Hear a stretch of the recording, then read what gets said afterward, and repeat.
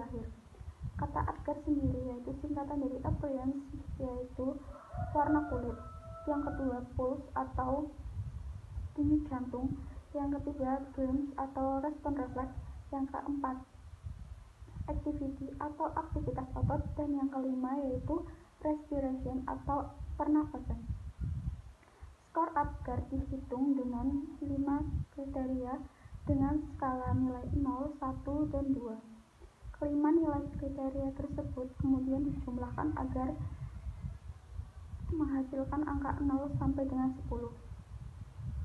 Jika semakin tinggi nilai Apgarnya, maka semakin tinggi pula kondisi bayinya.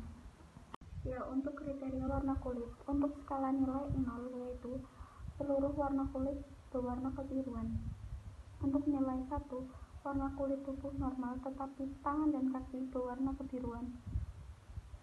Kemudian nilai 2 yaitu warna kulit tubuh, tangan, dan kaki semuanya normal yaitu berwarna merah muda. Kemudian denyut jantung, untuk nilai 0 tidak ada denyut jantung. Untuk nilai 1 denyut jantungnya kurang dari 100 kali per menit, dan nilai 2 lebih dari 100 kali per menit. Untuk respon refleks, jika skala nilai 0 tidak ada respon terhadap stimulus. Kemudian untuk nilai 1 meringis, menangis, kemudian lemah terhadap stimulus, lemah ketika distimulus. Kemudian untuk nilai 2 biasanya itu meringis, bersin, dan batuk saat distimulasi pada saluran pernafasan. Untuk aktivitas otot, skala nilai 0 lemah atau tidak ada, kemudian nilai 1 sedikit gerakan, dan nilai 2 bergerak aktif. Kemudian untuk pernafasan, ini jika skala nilai 0 maka tidak ada pernafasan, kemudian nilai 1 lemah atau tidak teratur, dan nilai 2 menangis. Untuk hasil interpretasi skor dengan jumlah 7-10 yaitu interpretasinya bayi normal tidak ada catatan. Untuk jumlah 4-6 interpretasinya agak rendah dengan catatan memerlukan tindakan medis seperti penyedotan lendir yang menyumbat jalan pernafasan atau pemberian oksigen untuk membantu pernafasan. Untuk jumlah skor 0-3 interpretasinya yaitu sangat rendah dengan catatan memerlukan tindakan medis yang lebih intensif. Selanjutnya yaitu paragion. Yang pertama kita tarik palsitnya, kemudian kita dorong, maka responnya jari-jari akan membuka.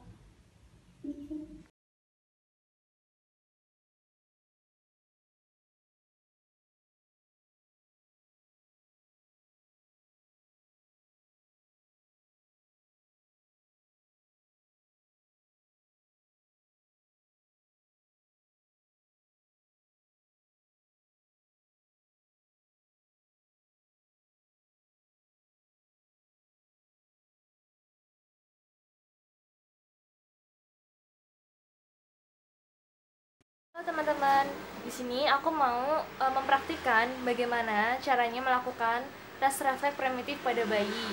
Yakni di sini aku mempraktikkan tes refleks primitif Landau. Ya, posisi pertama tengkurapkan bayi ya secara horizontal seperti ini.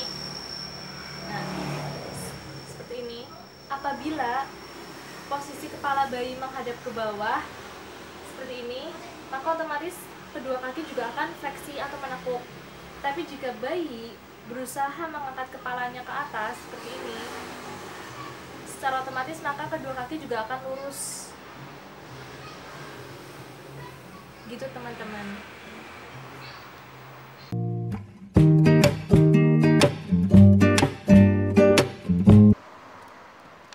Halo teman-teman. Di sini aku mau ngejelasin apa itu DDST. DDST itu kepanjangan dari Denver Developmental Screening Test. Nah, DDST itu merupakan suatu bentuk metode tes yang ditujukan kepada bayi dari pasca kelahiran hingga dia baru 6 tahun. Nah, tujuan dari tes itu untuk mengetahui perkembangan bayi yang baru lahir sampai dia beranjak usia 6 tahun. Nah, nanti dari situ kita akan tahu bahwa bisa memantau ya perkembangannya, apakah ada kelainan gitu kan, dan bisa seperti menjadi tolak ukur apakah perkembangannya sesuai dengan anak seusianya pada umumnya gitu. Nah, bentuk dari DDST itu sendiri merupakan bentuk kertas. Jadi itu kayak ada kurva, nanti ditarik garis akan menunjukkan di mana letak perkembangan si anak tersebut sesuai dengan usianya pada saat itu. Nah, kita ambil contoh misalnya pada anak usia umur 6 bulan itu dia sudah mulai tumbuh gigi. Nah, nanti pada saat anak sudah bertumbuh gigi, dilakukan tes DDST tersebut, kita tes apakah dia seperti kayak mencoba untuk memasukkan suatu mainan gitu ke mulutnya. Biasanya kalau dia udah tumbuh gigi, dia akan menggigit-gigit mainan tersebut. Terus apakah dia sudah bisa makan sendiri? Misalnya saat kita dia duduk di meja gitu, terus kita kasih biskuit, apakah dia akan memakan biskuit itu dengan sendiri, memasukkan ke tangan sendiri gitu. Terus juga sekitar umur 4-6 bulan, apakah dia sudah bisa babbling gitu kan. Babbling mengoceh, mengikuti salah satu bentuk respon dari bayi ketika orang tuanya mengajak berbicara. Bahasa-bahasa yang reseptif gitu, yang pertama kali dia dengar kayak seperti ba kayak gitu, bi kayak gitu. Itu bayi akan berespon seperti itu, dan biasanya juga dia akan ngerespon dengan senyuman. Itu salah satu cara bayi membalas komunikasi dari apa yang kita lakukan. Dari perkembangan bayi didapati sesuai dengan umurnya masing-masing atau sesuai pada umumnya gitu ya. Kurang lebih itu bayi dapat duduk sendiri itu kurang lebih duduk mempertahankan posisi tubuh untuk duduk kurang lebih pada umur 4-7 bulan. Stimulusnya itu kita dengan cara mengajak dia bermain gitu kan. Terus bayi bisa berbicara atau mengoceh, babbling, itu kurang lebih antara umur 4-6 bulan. Dan dia bisa memahami kata-kata seperti minum, makan gitu, mau minum, mau makan. Itu kurang lebih sekitar di umur 7-12 bulan. Dan dia bisa merangkak itu kurang lebih umur 7-10 bulan. Nah, dalam umur 7-10 bulan ini dia belajar merangkak. Itu stimulusnya kita beri dengan kita memberi dia mainan di satu tempat dia ada dan di tempat yang lain agar dia bergerak untuk menggapai mainan tersebut. Seperti itu. Terus ada dia merambat benda, lemari gitu kan buat pegangan agar dia bisa dapat memperkuat ototnya untuk berdiri dengan sendiri gitu. Dia mampu berdiri sendiri itu kurang lebih umurnya sekitar 9-12 bulan, dan dia mampu untuk berjalan sendiri ketika dia sudah berumur 12-18 bulan.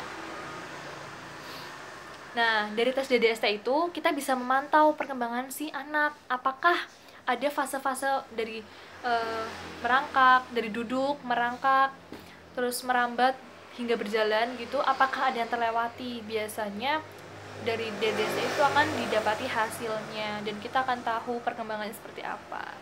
Karena anak yang terbiasa dengan suatu rangsangan dari luar, rangsangan perkembangan seperti tadi yang saya contohkan, misalnya dia merangkak, kita kasih mainan di depan dia dan kita kasih di sebelahnya dia gitu. Nanti dia akan merangkak untuk mengambil mainan itu. Itu adalah salah satu stimulus untuk merangsang dia agar stimulus atau rangsangan yang diberikan agar dia mampu untuk merangkak gitu kan. Dan anak yang sudah biasa dengan hal itu, dia akan lebih terpola dalam otaknya dia gitu.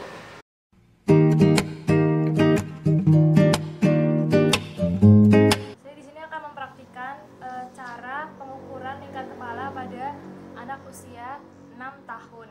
Sebenarnya yang namanya lingkar kepala itu dilakukan pada saat masih bayi, umur dari 0 bulan sampai 3 bulan dan seterusnya. Setiap perkembangan bayi itu memiliki lingkar kepala bertambah dari 1 cm, setengah cm seperti itu. Nah, untuk ukuran normalnya nanti bisa saya spesifikasikan lagi di video selanjutnya.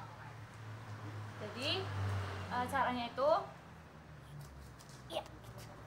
2 jari di atas alis ini, Dek. Ya. Bentar ya. Ya. Oke. Lihat kamera dong. Ya. 2 jari di atas alis seperti ini. Kemudian kebetulan harusnya kan pakai meteran khusus namanya midline.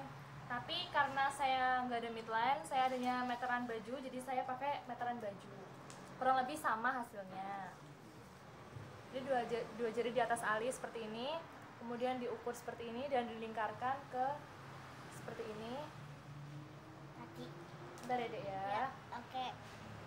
Pokoknya nanti kamu tolongin ya seperti ini. Setelah seperti ini dilepas dan lihat hasilnya berapa. Basah.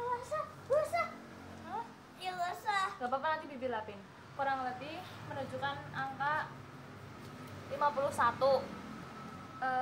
Ini untuk ukuran anak umur 6 tahun.